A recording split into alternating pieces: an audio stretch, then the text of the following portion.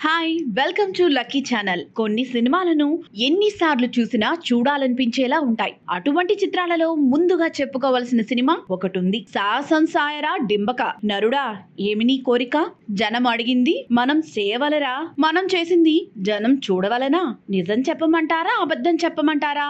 ఈ డైలాగులు ప్రతిరోజు ఎవరో ఒకరి నోటి వెంట వింటూనే ఉంటాం. ఇంతగా తెలుగు వారి నోట్లో నాలుకలా మారిపోయిన ఈ డైలాగులు అసలు ఎక్కడ నుండి పుట్టుకొచ్చాయో తెలుసుకునే ముందు మా ఛానల్ ని ఇప్పటిదాకా సబ్స్క్రైబ్ చేయకపోతే వెంటనే సబ్స్క్రైబ్ చేసేయండి, లైక్ కొట్టండి, షేర్ చేయండి. అంతేకాదు మరిన్ని స్పెషల్ స్టోరీస్ ఇన్ఫర్మేషన్ కోసం గంట నొక్కండి. ఇక అసలు విషయానికి వద్దాం. తెలుగు వారి ఊత పదాలుగా మారిపోయిన ఈ సినిమా డైలాగులు రాసిన ఆ రచయిత నిజంగా ధన్యుడే.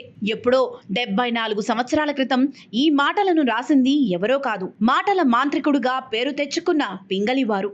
ఎన్టీఆర్, మాలతి హీరో హీరోయిన్లుగా నటించిన పాతాళ భైరవి చిత్రంలోనివి. తెలుగులో దీన్ని కొట్టిన ఫ్యాంటసీ చిత్రం మరొకటి లేదంటే అతిశయోక్తి కాదు. ఇదే కాన్సెప్ట్ తో ఎన్నో సినిమాలు వచ్చాయి, కానీ పాతాళ భైరవిని మరిపించలేకపోయిందంటే ఆ చిత్రం ప్రత్యేకత ఏంటో అర్థం చేసుకోవాలి. ఈ సినిమా స్టోరీ కల్పితమే. కాశీ మజిలీ కథలను ఇన్స్పిరేషన్ గా తీసుకుని పింగళి వారు రచించారు. చూసిన వాళ్లే మళ్ళీ మళ్ళీ చూశారు, ఇప్పటికీ చూస్తారు కూడా. ఆనాడు ఈ చిత్ర నిర్మాతలు ఎంతో సాహసం చేశారు. ఆనాటి వరకు ఇటువంటి చిత్రాలు రాలేదు. ఎంతో సాహసంతో కూడుకున్న ఈ చిత్రాన్ని నిర్మించడానికి కాస్త తటపటాయించినా కూడా నాగేంద్ర గారి రచన మీద, కేవీ రెడ్డి దర్శకత్వం ప్రతిభ మీద నమ్మకం ఉండడంతో ఈ చిత్రాన్ని నిర్మించారు నిర్మాతలు. కేవీ రెడ్డి ఈ చిత్రానికి దర్శకత్వం వహించారు. ఆయన ఈ చిత్రానికి తోటరాముడిగా అక్కినేని నాగేశ్వరరావుని, నేపాల మాంత్రికుడిగా గోవిందరాజుల సుబ్బారావు, కుదరకపోతే ముక్కామలాను అనుకున్నారు. అయితే ఎన్టీఆర్ పేరుని కొంతమంది సజెస్ట్ చేయడం వల్ల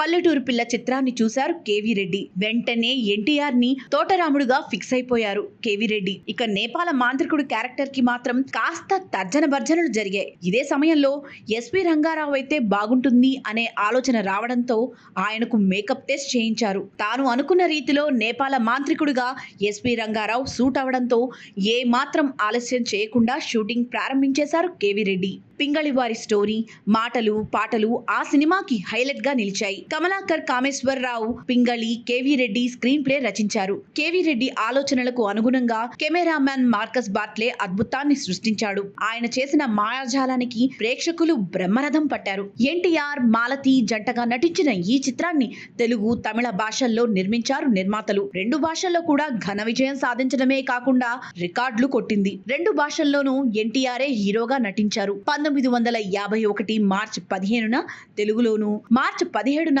తమిళంలో ఈ చిత్రాన్ని విడుదల చేశారు. తెలుగులో అయితే 28 సెంటర్లలో శతదినోత్సవాన్ని జరుపుకుంది. కొన్ని సెంటర్లలో 200 రోజులు ఆడింది పాతాళ భైరవి. ఇన్ని రోజులు ఆడిన మొదటి సినిమా పాతాళ భైరవి కావడం విశేషం. ఎన్టీఆర్ కి ఇది 6వ సినిమా.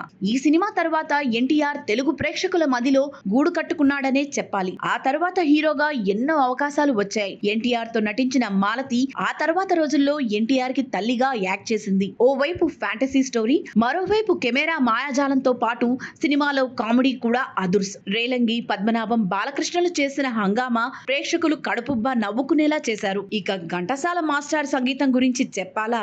ఆయన చేసిన బాణీలు ఇప్పటికీ తెలుగువారు ఆలపిస్తూ ఉంటారు.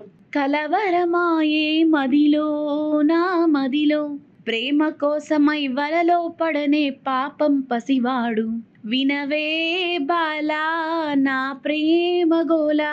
పాటలు ఆనిముత్యాలే. 1952లో ఫస్ట్ ఇంటర్నేషనల్ ఫిల్మ్ ఫెస్టివల్లో ఈ సినిమా సౌత్ ఇండియా నుంచి ఎంపిక అవడంతో పాటు విమర్శకుల నుంచి కూడా ప్రశంసలు అందుకుంది. ఇదే చిత్రాన్ని హిందీలో పద్మాలయ బ్యానర్ లో కృష్ణ రీమేక్ చేశారు. జయప్రద, జితేంద్ర, కాదర్ ఖాన్లు ఈ చిత్రంలో నటించారు. అక్కడ కూడా మంచి రెస్పాన్స్ వచ్చినా కూడా ఎన్టీఆర్ నటనకు బ్రహ్మరథం పట్టినట్లు మాత్రం జరగలేదు. తెలుగులో ఈ చిత్రం విడుదలై 74 ఏళ్లైంది. గ్రాఫిక్స్ లేని రోజుల్లో ఇటువంటి చిత్రాలను నిర్మించడం విజయవారికి తప్ప మరో సంస్థకు సాధ్యం కాదు అనిపించుకున్న పాతాళ భైరవి లాంటి చిత్రం నభూతో న భవిష్యతి.